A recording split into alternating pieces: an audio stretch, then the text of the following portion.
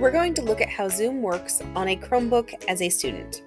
First of all, a teacher needs to share the Zoom information with a student, and it's best when doing that to include the meeting ID and the passcode just in case they need to manually enter that in for any reason, a phone number to call just in case the internet's not great and they can still call in for a clear reception, and then just add the attachment, add that link for the actual Zoom meeting.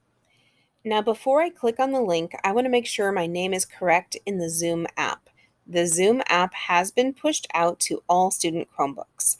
To open it, I'm going to go down to the circle in the bottom left corner, click on that launcher, and if I don't see Zoom here already, I can always just go and search for Zoom. And then I want to pin it to the taskbar. To pin it to the taskbar, you can do a right click if you have a mouse, or 2 fingers, 1 tap on your trackpad, and pin to shelf. And I can see that Zoom is down in my shelf now. I can click it to open. Now this is where I could enter a meeting ID if I needed to, but what I want to pay attention to is this is where I need to list my first and last name. That should match your school records so that staff can use this for attendance purposes. Once I have that listed, I'm going to go ahead and close the app, because when I go to my Zoom launcher here and click it, it's going to automatically log into the Zoom app with the username and password for that meeting. Once you click on that Zoom link, it's going to put you in a waiting room. So go ahead and hang out here until your teacher admits you into the room. Once I'm in the meeting, I have several options. First, I'm going to make this full screen in the upper right corner.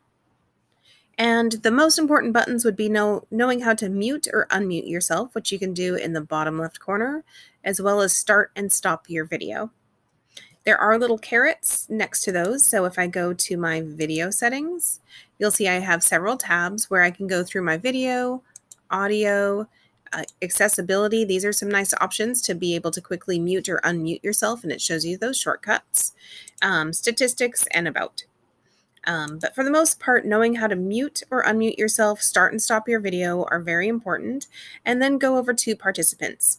If you click this, you can drag this little pop-up box around, but this is going to list everybody that's in your meeting. It's also another place where you can mute or unmute yourself here or with the icons above. It's also where you can raise your hand to ask your teacher a question, lower your hand, and then these symbols are going to change based on your teacher's settings. So I'm going to go ahead and close out of participants and open up chat. This is another one that you can drag around, and your options here are going to be varied based on your teacher's settings. You might be able to chat with just your teacher, maybe with the whole group, or this might be disabled.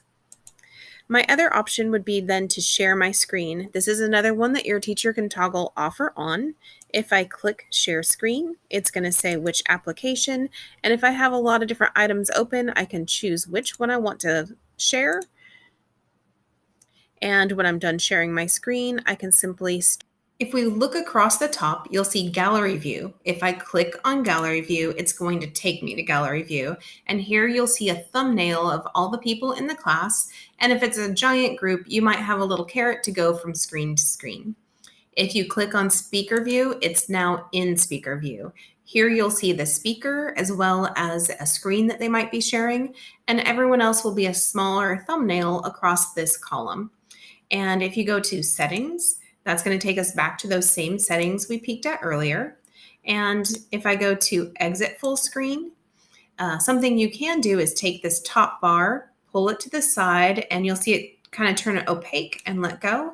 And maybe I need to do something on a website as well as be on my Zoom, so I can do the same thing with this other tab.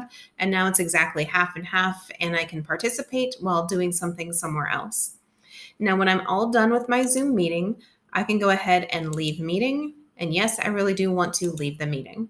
If you do have any issues with Zoom remembering your name, you might want to make sure it's correct here. Then one time, enter your meeting ID, your name, and join, and then put in that password to join. And after that, it does seem to stick a little bit better. Thanks.